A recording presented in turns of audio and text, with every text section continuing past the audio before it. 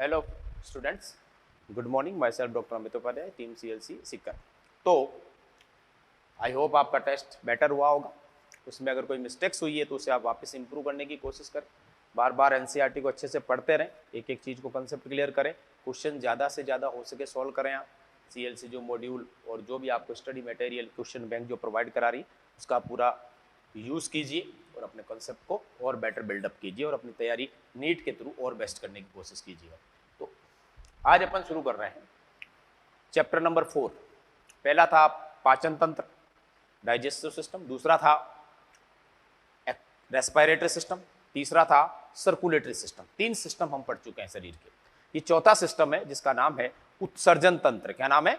उत्सर्जन, excretory system. आपने सुना होगा उत्सर्जन। शरीर में खूब सारे तंत्र है, उनमें से एक तंत्र है उत्सर्जन तंत्र, जिसमें हमारे शरीर के अंदर जितने भी अनावश्यक पदार्थ हैं जिनकी आवश्यकता नहीं होती हमारे शरीर में, उनको शरीर से बाहर निकाल दिया जाता है मूत्र के साथ में। और मूत्र निर्माण की प्रक्रिया जो होती है वो अपने होती है किडनी में। यानी किडनी हमारे शरीर की गंदगी को फिल्टर करता है, हमारे ब्लड को फिल्टर करके उसमें जितना भी कचरा होता है, जितनी भी गंदगी होगी, जितनी भी अनावश्यक चीजें होती है जो हमारे शरीर के लिए हानिकारक होती है, उन सबको मूत्र के साथ निष्कासित कर लिया जाता है। डाइजेस्टिव सिस्टम में हमने पढ़ा था मल निकल जाता है बॉडी से बाहर। और उत्सर्जन में अपन बात करेंगे जितने भी अपशिष्ट पदार्थ हैं जो हमारे रक्त में हमारे शरीर के अंदर बनते हैं, उनको फिल्टर किया जाता है किडनी के द्वारा, गुर्दों के द्वारा, रीनल भी कहते हैं इसको। फिल्टर करके शरीर से बाहर निकाला जाता है मूत्र के साथ में। इसे अपन कहते हैं उत्सर्जन। किडनी है इसका मुख्य भाग, गुर्दे जिसे अपन कहते हैं, विक्र जिसे अपन कहते हैं, फिर मूत्र वाहिनी यानी यूरेटर, फिर यूरिनरी ब्लैडर यानी मूत्राशय जहाँ मूत्र इकट्ठा होता है, फिर हमारा मूत्र मार्ग जिसे शरीर से बाहर निकाल दिया जाता है मूत्र को। ये सारा अपने अपशिष्ट पदार्थ का रूट रहेगा। तो अपन शुरू कर रहे हैं आज से नया टॉपिक, इसका नाम है एक्सक्रीटरी सिस्टम, उत्सर्जन तंत्र।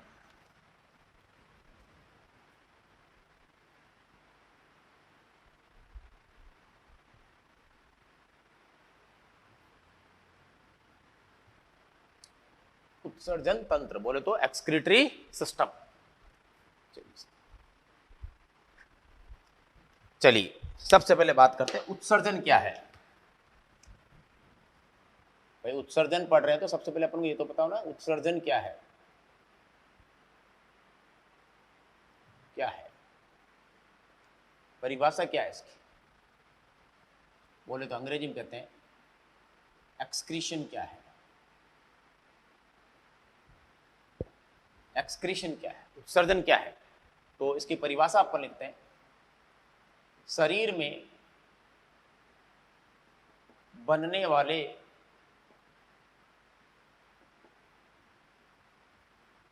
वाले नाइट्रोजन युक्त ऐसे पदार्थ जो नाइट्रोजन रखते हैं, शरीर में बनने वाले नाइट्रोजन युक्त अपशिष्ट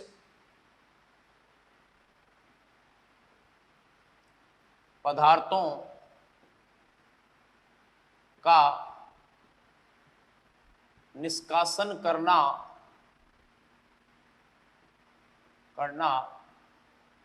उत्सर्जन कहलाता है। क्या है परिभाषा? नाइट्रोजन युक्त अपशिष्ट पदार्थ। ध्यान रखिएगा, ऐसे अपशिष्ट पदार्थ जिनमें नाइट्रोजन हो, हमारे शरीर के लिए हानिकारक हो, उनका उत्सर्जन होना आवश्यक है। अगर वो शरीर में सामान्य मात्रा से ज्यादा हो गए तो शरीर को हानि हो सकती है, शरीर की क्रियाविधि डिस्टर्ब हो सकती है। चलिए कैसे, अब आप देखिए किस तरह से ये बनते हैं। हमें पता है ये कुछ कोशिकाएं बना रहा हूं मैं आपके सामने, ये सेल्स है, ये इसका केंद्रक है। ये कोशिकाओं का समूह क्या कहलाता है? ऊतक, टिश्यू। ये कोशिकाएं हैं। कोशिकाओं के अंदर आपको पता है एमिनो अम्ल होता है। एमिनो अम्ल होता है, ये हम जब प्रोटीन खाते हैं, प्रोटीन का अंतिम उत्पाद क्या बनता है? Amino acid. वो किस में आता है? अपने को अवशोषित होकर ब्लड में, ब्लड के माध्यम से कहां पहुंचता है? कोशिकाओं में, और वहां ऊर्जा उत्पन्न होती है। तो ये एमिनो एसिड कोशिकाओं के अंदर पड़ा है। और कोशिकाएं किसका उपयोग करती है? आपको पता है ऑक्सीजन का। बिना ऑक्सीजन के तो कुछ होगा नहीं। और इसके अंदर होता है, यहाँ पर क्या होता है? ऑक्सीडेशन। क्या होता है? ऑक्सीडेशन। पता है, भोजन का ऑक्सीकरण होता है। ये लीजिए, दोनों लिख देता हूँ हिंदी और इंग्लिश में। भोजन का क्या हो गया यहाँ पर, ऑक्सीकरण। एमिनो एसिड भोजन ही है अभी तक। और ऑक्सीकरण के फलस्वरूप क्या बनता है, देखो CO2 बनती है, H2O बनता है, ATP बनता है, ऊर्जा भी मिलती है, उष्मा यानी हीट भी मिलती है, लेकिन साथ में क्या क्या बनते हैं देखो आप, अमोनिया बनती है, प्लस यूरिया बनता है, प्लस यूरिक एसिड बनता है, और भी खूब सारे पदार्थ बनते हैं। क्लियर। अब आप देखो CO2 तो हमें पता है किस फेफड़ों के माध्यम से बाहर निकल जाएगी शरीर से, वाटर हमारे काम आ जाएगा, ATP ऊर्जा काम आ जाएगी, उष्मा हमारे शरीर का तापमान बनाने में काम आ जाएगी। लेकिन अमोनिया, इधर देखिए आप, ये सारे अमोनिया, यूरिया और यूरिक एसिड, ये तीनों के तीनों क्या है, नाइट्रोजन युक्त अपशिष्ट पदार्थ हैं। ये नाइट्रोजन युक्त अपशिष्ट पदार्थ हैं, ये तीनों। ये शरीर में ज्यादा हो गए तो शरीर को हानि पहुंचा सकते हैं, शरीर की क्रियाविधि को डिस्टर्ब कर सकते हैं, इसलिए इनका निष्कासन करना ही उत्सर्जन कहलाता है। क्लियर। ये बनते हैं अपने इस तरह से, सेम ये इन दोनों का मतलब एक ही है। वाटर हमारे काम का है, ATP हमारे काम का, हीट हमारे काम की चीजें तो तीन ही है, बाकी तो सब ये CO2 फेफड़ों से बाहर निकल जाएगी जब अपन सांस लेंगे। क्लियर। अब आती है बात सबसे ज्यादा विषैलक गुण, जिसको अपन कहते हैं टॉक्सिसिटी कर्म, यानी कि विषैला कर्म। सबसे ज्यादा विषैला कर्म कौन सा है, सबसे ज्यादा विषैला कौन है, सबसे ज्यादा विषैले की बात करें तो सबसे ज्यादा विषैला होता है कौन, अमोनिया। अमोनिया सबसे जहरीली है, उससे कम होता है यूरिया, और सबसे कम विषैला होता है वो होता है यूरिक एसिड। तो आपको ये कर्म ध्यान रखना है कि सबसे ज्यादा टॉक्सिक कौन है, सबसे विषैला, टॉक्सिक का मतलब जहरीला, विषैला, पॉइजनस, वो है अमोनिया। सबसे ज्यादा अमोनिया विषैली है, उससे कम यूरिया और सबसे कम यूरिक एसिड। तो अब आपको पता होना चाहिए कि हम किस बेस पर कह रहे हैं कि यूरिया अधिक विषैला है। तो ये आधार रहेगा जल की हानि। जब यूरिया हमारे शरीर से निकलता है तो कितना जल साथ में ले जाता है, कितना वाटर को निष्कासित कर लेता है अपने साथ, वो ही उसका विषैला कर्म है। कैसे, जैसे 1 ग्राम, ये लिखता हूं नीचे, 1 ग्राम अमोनिया निष्कासन, यानी कि पूरा तो लंबा हो जाएगा, 1 ग्राम अमोनिया को उत्सर्जित करने में 400 ml वाटर की आवश्यकता होती है।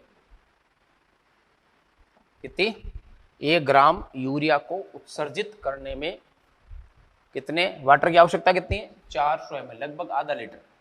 और यही मैं लिखूं 1 ग्राम यूरिया को उत्सर्जित करने में 50 ml वाटर की आवश्यकता होती है। तीसरा मैं लिखूं 1 ग्राम यूरिक एसिड को निष्कासित करने में केवल 10 ml वाटर की आवश्यकता होती है। तो सबसे कम विषैला कौन हो गया, आपके यूरिक एसिड हो गया, क्योंकि जब ये शरीर से निकलता है तो जल की हानि शरीर में सबसे न्यूनतम होती है। क्लियर। ये लिखिए आप मेन काम की बातें, फिर अपन बात करते हैं आगे की। यानी एमिनो एसिड जो है उससे ये 3 प्रकार के अपशिष्ट पदार्थ बनते हैं। लिखिए, आज नए चैप्टर का पहला दिन है, आराम से पढ़िए।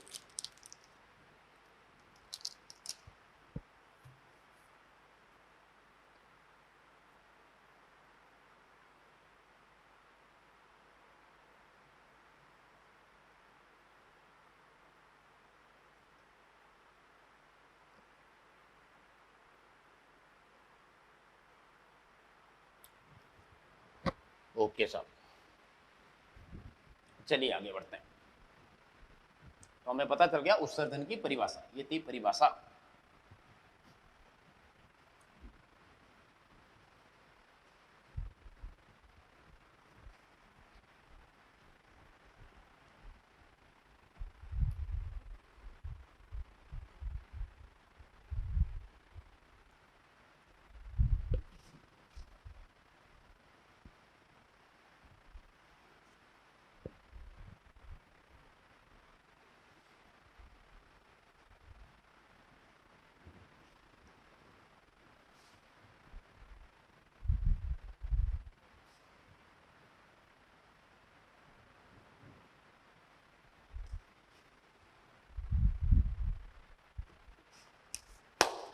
चलिए साहब आगे बढ़ते हैं।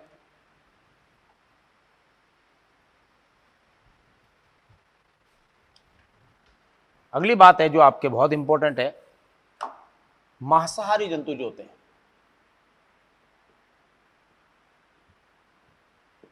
जिसको अपन कहते हैं अंग्रेजी में कार्निवोरस, मांसाहारी एनिमल्स यानी जंतु, एनिमल्स प्रोटीन का खाने में उपयोग ज़्यादा करते हैं। सही बात है, वो तो मीट ही खाते हैं, ज़्यादा करते हैं। इसलिए या इसी कारण उनमें अमोनिया की मात्रा ज़्यादा बनती है, ध्यान रखना, यानी मांसाहारियों में ज़्यादा बनती है। शाकाहारी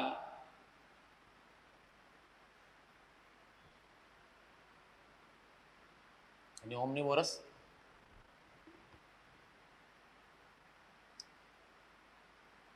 खाने में मीट यानी मांस का उपयोग नहीं करते हैं। दाल वाल खाना वो तो शाकाहारी है, लेकिन मीट की बात कर रहा हूं मैं, मांस की उपयोग नहीं करते हैं। इसी कारण उनमें अमोनिया की मात्रा कम बनती है। सही बात है, तो ध्यान रखिएगा, शाकाहारी में अमोनिया कम बनती है और मांसाहारी में अमोनिया ज़्यादा बनती है, क्योंकि वो प्रोटीन खाते हैं। क्लियर? चलिए सर, अब आती है टॉपिक नया आज का। ये तो था एक नोट, ये नोट लिखना है आपको, पूछ ले आप, जैसा मांसाहारी में अमोनिया ज़्यादा क्यों बनती है, तो क्यों वो प्रोटीन खाते हैं, खाने में प्रोटीन का उपयोग करते हैं। ओके, चलिए सर आगे बढ़ते हैं।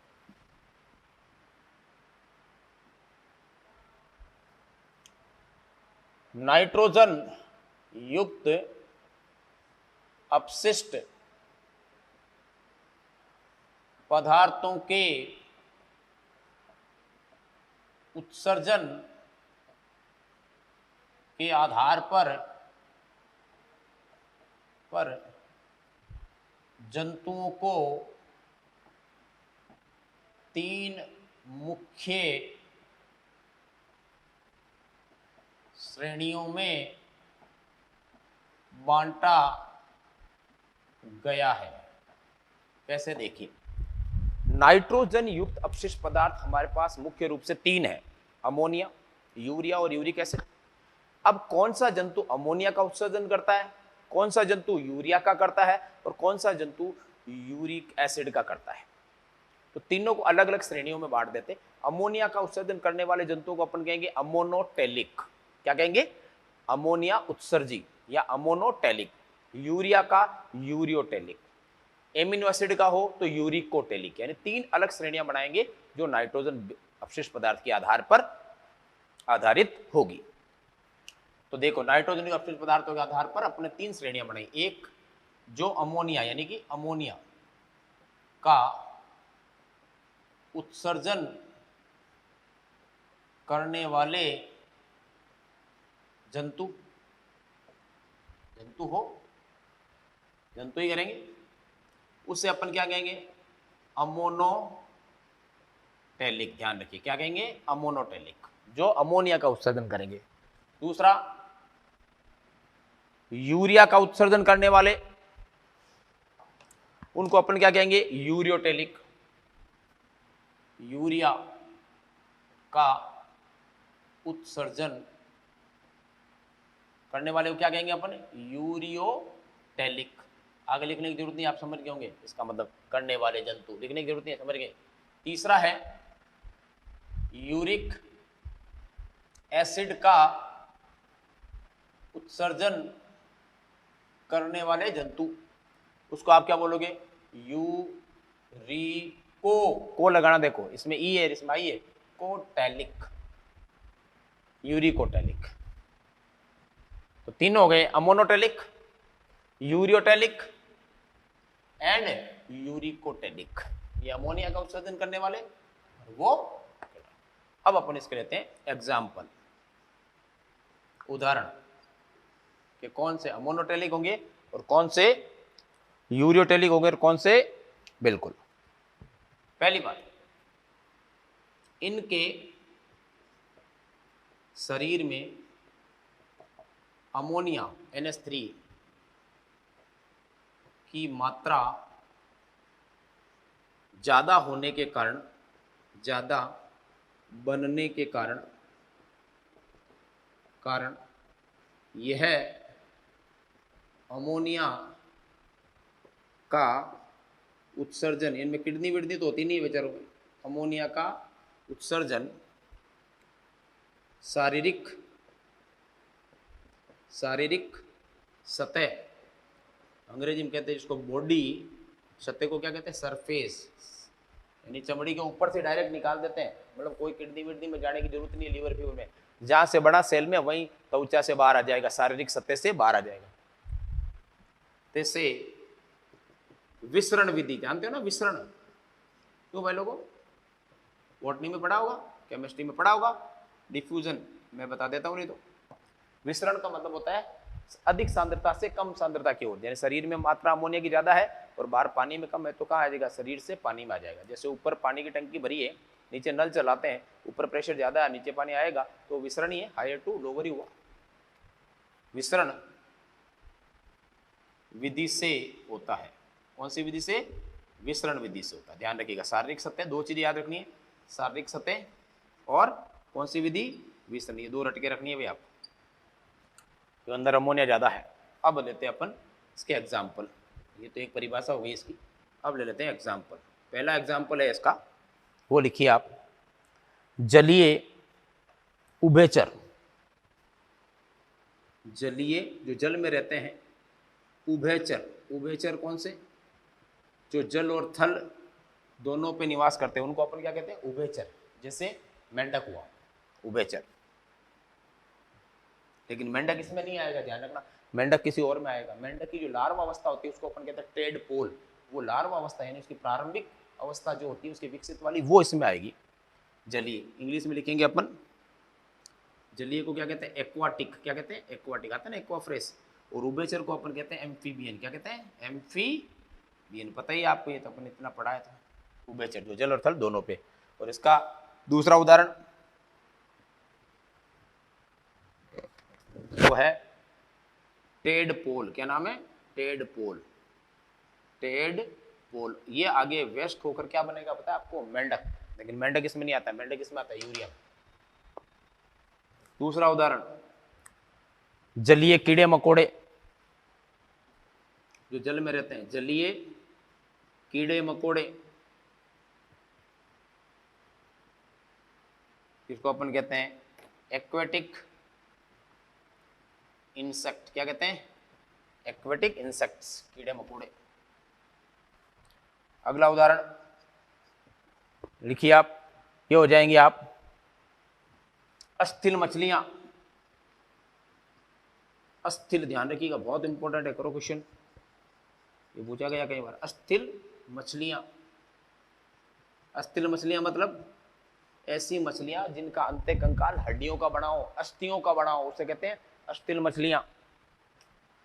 यानी कि बोनी, बोनी का मतलब हड्डी से बनी, फिशेज, जिनका अंत्य कंकाल किसका बना हो?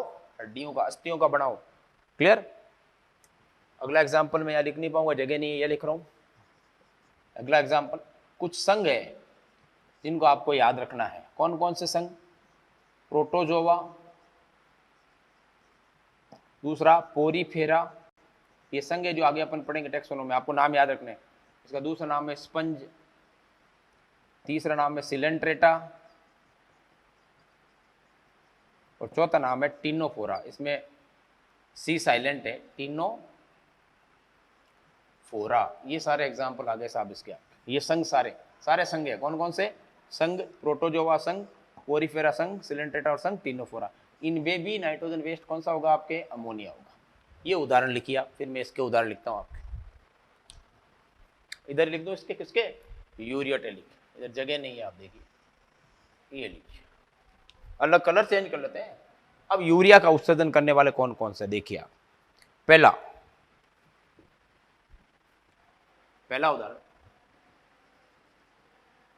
भूस्तर, भूस्तरीय, भूस्तरीय, ये जलीय थे ना, ये थे जलीय। भूस्तरीय उभयचर, जो जल में थल पर रहते हैं, उभयचर। अंग्रेजी में क्या कहेंगे उसको? भूस्तर को टेरेस्ट्रियल। क्या लिखेंगे? टेरेस्ट्रियल। टेरेस्ट नहीं भाई हो, टेरेस्ट्रियल। एम्फीबियन, भू स्तर पर पाए जाने वाले, जो जमीन पर है। और इसलिए इसका उदाहरण हो गया दूसरा कौन सा? फ्रॉग। फ्रॉग यानी मेंढक। मेंढक इसमें आएगा, ध्यान रखना।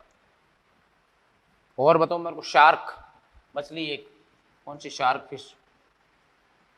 शार्क मछली, शार्क फिश मछली होने के बावजूद भी इसमें आती है, ध्यान रखना। और अपन भी इसी में आते हैं, ह्यूमन यानी मानव। अपन भी इसी में है, यूरिया ही तो निकालते हैं अपन भी। आगे बढ़िए। और समुद्री मछलियां, समुद्री मछलियां, इसको अपन कहते हैं मैराइन। समुद्री पानी को क्या कहते हैं? Marine fishes. ये सारे किसका उत्सर्जन करेंगे? यूरिया का। क्लियर? आगे बढ़िए। अब लास्ट रह गया कौन सा आपके? Uric acid. यूरिक एसिड का उत्पादन कौन कौन करेंगे? वो है एग्जाम्पल रेप्टाइल्स। रेप्टाइल जानते हैं आप? इसको अपन कहते हैं सरी सर्प, जो जमीन पर रेंग कर चलते हैं। दूसरा पक्षी, पक्षियों को अपन क्या कहते हैं? बर्ड्स, जो किस में आते हैं? अपने कौन से संघ में आते हैं? एवीज में। क्लियर? अगला लीजिए आप। जमीन पर पाए जाने वाला एक और है गोंगा, लैंड स्नेल। स्नेल का मतलब गोंगा होता है, जो मोलस्क का संघ में आता है। जमीन पर पाए जाते हैं, छोटे छोटे, बारिश के समय में मिलेंगे, समुद्री किनारों पर मिलेंगे। क्लियर?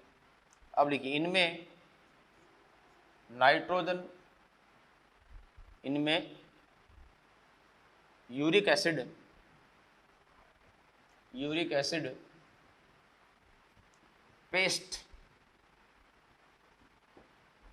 पेस्ट जानते हो? दूध पेस्ट, या तो उसको पेस्ट या पैलेट, मिंगनिया जिसको अपन कहते हैं, जो खाद आती है ना बकरी के अंदर, देखते ना, उस तरह की पेस्ट या पैलेट के रूप में होता है। किस रूप में होता है? या तो होगा पेस्ट के रूप में, या होगा पैलेट के रूप में। इस प्रकार ये इनका करते हैं। तो आपको ये उदाहरण याद होने चाहिए, इसके अलावा कुछ याद की जरूरत नहीं है। तब आपको पता होना चाहिए। इसमें सबसे ज्यादा पूछा जाता है किसका? टेडपोल। टेडपोल किस में आता है? देख लो, अमोनिया में आता है, जबकि फ्रॉग किस में आता है? यूरिया में। बाकी सब आपको पता ही है। लिखिए साहब, ये सारणी बनाइए और इसे लिखिए और याद कीजिए उदाहरण को। एक सवाल पक्का आता है इसमें से। ये तो मेन चीजें अपन ने बता दी। अब संघ वाइज अपन लिखेंगे कौन से संघ में क्या होता है। देखो यहाँ संघ ये आगे है, प्रोटोजोआ, पोरिफेरा, सिलेंट्रेटा और टिनोफोरा। ये संघ में अमोनिया ही है। इसके आगे वाले संघ है उसका भी अपन लिखेंगे, कौन से संघ में क्या क्या चीजें, स्पेशल प्रकार के उत्सर्जी अंग पाए जाते हैं। जैसे हमारे अंदर गुर्दे पाए जाते हैं, किडनी पाई जाती है। लिखिए फटाफट।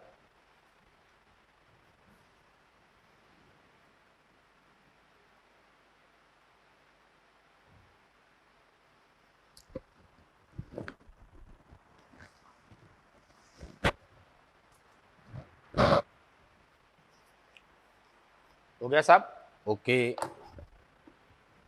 चलिए आगे बढ़ते हैं। तो चार संघ जो है, प्रोटोजोआ, पोरिफेरा, सिलेंट्रेटा और टिनोफोरा, तो चार संघ के अंदर अमोनिया है, ध्यान रखिएगा। इसके आगे वाले संघ के अंदर अभी अपन पढ़ेंगे कि हर संघ के अंदर एक विशेष स्पेशल संरचना पाई जाती है।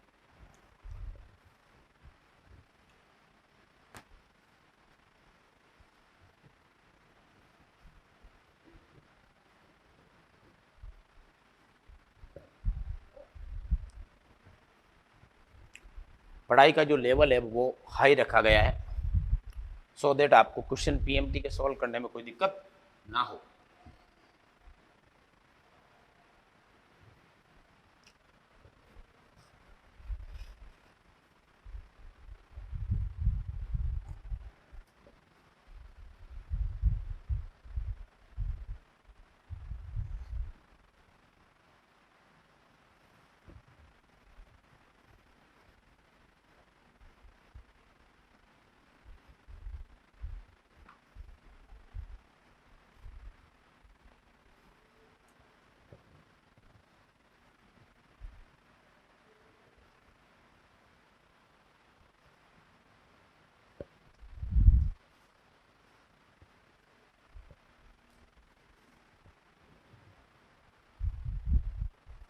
चलिए साहब, अगला लगाइए, अन्य उत्सर्जी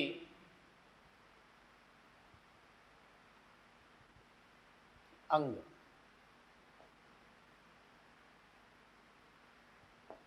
यानी कि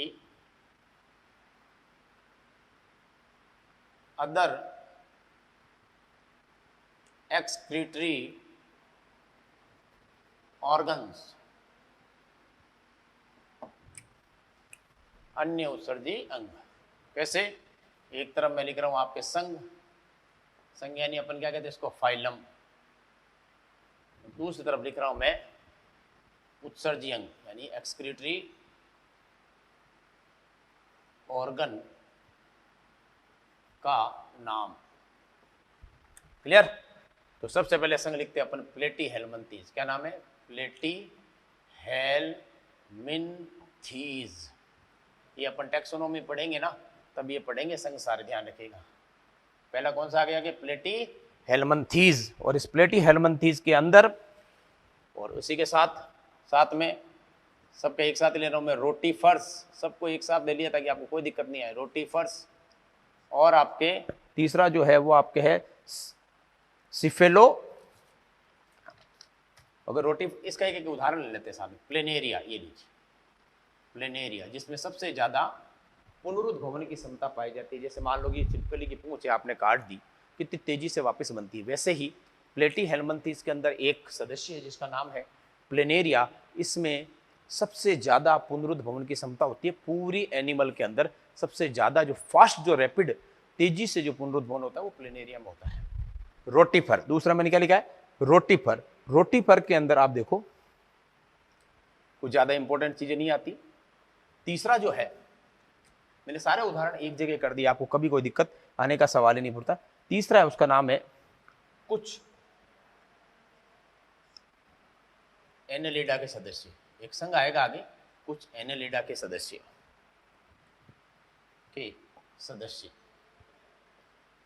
सदस्य का मतलब जीवी है। और लास्ट में आ जाता है सिफेलोकोर्डेटा। सिफेलोकोर्डेटा, इसका एक बहुत इंपॉर्टेंट सदस्य जिसका नाम है एम्फिऑक्सस। क्या नाम है? एम्फिऑक्सस। देखो, प्लेनेरिया में सबसे ज्यादा पुनरुद्भवन की क्षमता होती है, और एम्फिऑक्सिस जो है वो एक प्रकार का संपूर्ण कोर्डेट जीव है। कोर्डेट का मतलब रज्जु की, यानी जिसके अंदर रीढ़ की हड्डी बनाने वाले सभी कोशिकाएं पाई जाती है, जिसको अपन कहते हैं एक आइडियल कोर्डेट, एक टिपिकल आइडियल कोर्डेट। वो कौन है? एम्फिऑक्सिस से सबसे पहले बनने वाला। ये अपना सब कुछ टैक्सोनॉमी के अंदर पढ़ेंगे, ध्यान रखिएगा। क्लियर? अब अपन बात करते हैं इनके अंदर क्या पाए जाते हैं। इनके अंदर जो सभी के अंदर एक ही संरचना होती है, इसका नाम है प्रोटोनेफ्रिडिया। ध्यान रखिएगा, क्या नाम है? प्रोटोनेफ्रिडिया। प्रोटो मींस पहले, नेफ्रिडिया मतलब आगे जाकर ये क्या बनेगा? उत्सर्जन तंत्र की संरचनात्मक और क्रियात्मक इकाई क्या होती है? नेफ्रॉन। तो आगे जाकर ये क्या बनेगा? नेफ्रॉन। नेफ्रॉन की डेवलपमेंट की 3 स्टेज होती है। प्रोटोनेफ्रिडिया पहले बने, मीजोनेफ्रिडिया उसके बाद में बने, मेटानेफ्रिडिया जो सबसे विकसित है, जो हमारे अंदर है वो भी कौन से है? मेटानेफ्रिडिया। हमसे पहले वालों में जीवों में क्या है? मीजोनेफ्रिडिया। जो सबसे पहले जीव आए थे उनमें क्या था? प्रोटोनेफ्रिडिया। यानी प्रोटोनेफ्रिडिया पहले आए, फिर मीजो आए, फिर मेटा आए। ये एक डेवलपमेंट की स्टेजेस है। तो इसमें पाया जाता है प्रोटोनेफ्रिडिया पाए जाते हैं। किसमें? प्लेटी हेलमिंथी जो रोटीफर हो, या कुछ एनालिडा के सदस्य हो, इन सब में आपको ये मिलेगा। क्लियर। और इसके अंदर एक बहुत इंपॉर्टेंट संरचना होती है, उसका नाम है फ्लेम सेल। क्या नाम है? Flame cell. ये मुख्य उत्सर्जी संरचना, ध्यान रखिएगा। मुख्य उत्सर्जी कौन सी है? Flame cell. तो पूछा जाए फ्लेम सेल किस में पाई जाती है? इन सब के अंदर फ्लेम सेल है। बिल्कुल। इनका कार्य क्या? कार्य इनका कार्य शरीर में आयनिक संतुलन को बनाए रखना तथा शरीर में परासरण नियमन करना। परासरण नियमन, जिसको अंग्रेजी में क्या बोलते हैं? ओस्मो रेगुलेशन है। शरीर की परासरणता को बनाए रखना, क्योंकि उत्सर्जित पदार्थ होंगे अगर शरीर से बाहर निकल जाएंगे तो शरीर के अंदर आयन भी बराबर रहेंगे और शरीर की जो परासरण की क्षमता होती है, जो आयनों का डिस्ट्रीब्यूशन होता है, वितरण होता है, वो सही रहेगा, डिस्टर्ब नहीं होगा। क्लियर। ये तो हो गई अपने 1 नंबर की बात। अब बात करते हैं अपन दूसरे नंबर की। दूसरा जो है वो है आपके कौन सा? अर्थवॉर्म। अर्थवॉर्म, इसका दूसरा नाम है आपके फेरेटिमा, और हिंदी में अपन बहुत इजीली जानते हैं इसको केंचुआ। ये बारिश के समय खूब आता है केंचुआ, छोटा सा होता है। इसको किसान का मित्र भी कहा जाता है, क्योंकि ये जमीन के अंदर छेद बना देता है, जमीन को खोद देता है और जो कंपोस्ट खाद होती है उस खाद का भी निर्माण करता है। आपको पता है केंचुए की खेती भी की जाती है, क्योंकि वो अच्छी खाद बनाता है, जो बहुत उर्वरक जो होती है वो उपजाऊ होती है। ये भी किसका सदस्य है? ध्यान रखना, ये भी एनालिडा का सदस्य है। इसके अंदर क्या पाई जाती है? वो देखिए उत्सर्जी संरचना, वो सबसे इंपॉर्टेंट होती है, उसका नाम है नेफ्रिडिया। क्या नाम है? नेफ्रिडिया। बोले तो नेफ्रॉन से बना है क्या? नेफ्रिडिया। फिर आइए तीसरे की बात करें अपन तो कॉकरोच। ये आपके सिलेबस में इसमें लिखा है। कॉकरोच एक प्रकार का कीड़े को अपन क्या कहते हैं? इंसेक्ट। कॉकरोच के अंदर पाई जाती है मेल पीजियन नलिकाएं। क्या पाई जाती है? Mail pigeon नलिकाएं। अंग्रेजी में लिखो आप, तो हिंदी को जितना कम लिखोगे उतना बेटर रहेगा, कारण कि मेडिकल में आगे इंग्लिश ही आनी है भाई। मेल पीजियन या पीगियन भी लिखते हैं कोई। मेल पीजियन नलिका को क्या कहते हैं? ट्यूब्यूल्स। चलिए साहब, चौथा ये आप सब में अलग अलग है, देख लो आप। फिर आता है आपके किसके अंदर? क्रस्टेशियन। जीव का नाम है क्रस्टेशियन, अंग्रेजी में लिख रहा हूँ मैं। ये जीवों के लिखना पड़ेगा, एक वर्ग है ये आर्थ्रोपोडा। क्रस्टेस कीड़े मकोड़े होते हैं, क्रस्टेशियन। इसका उदाहरण दिया उन्होंने, कौन सा उदाहरण है इसका? झींगा। क्या है उदाहरण? जीव का नाम क्या है? झींगा, जिसको इंग्लिश में क्या कहते हैं? प्राण, PRAWN, प्राण। इसके अंदर क्या पाई जाती है पता है आपको? ये बहुत इंपॉर्टेंट है, ध्यान रखिएगा। ये झींगा फिंगा जो है ना, ये बहुत इंपॉर्टेंट है। इसके अंदर जो पाई जाती है उसका नाम है एंटीनल ग्लैंड। क्या नाम है? Antennal gland. क्या नाम है? Antennal gland. या इसका दूसरा नाम भी आप ध्यान रखें। 1 मिनट यार, कल चींटी काट गई। एंटीनल ग्लैंड, या इसको अपन ये भी कहते हैं क्या? Green gland. क्या कहते हैं? Green gland. चींटियाँ कहाँ से आ गई? क्लियर। जब देखिए आप सब में, इनमें अलग है चारों में, इसमें अर्थवॉर्म में नेफ्रिडिया, इसमें कॉकरोच, इसमें क्रस्टेशियंस। ये सारी बातें अपन ने पढ़ी है। क्लियर। अब अपन कल जो पढ़ेंगे, कल का हेडिंग लगाओ, कल अपन पढ़ेंगे यूरिया साइकिल। क्या पढ़ेंगे? Urea cycle. यानी हमारे अंदर यूरिया का निर्माण कैसे होता है। ओके गाइस, तो आज अपन ने पढ़ा है कि नाइट्रोजन वेस्ट के आधार पर जंतु कितने प्रकार के होते हैं, उत्सर्जन की परिभाषा क्या होती है। कल हम पढ़ेंगे यूरिया साइकिल, और यूरिया साइकिल कहाँ होता है, कैसे होता है, उसके बाद में हम पढ़ेंगे किडनी की संरचना। Okay, thank you, take care of yourself.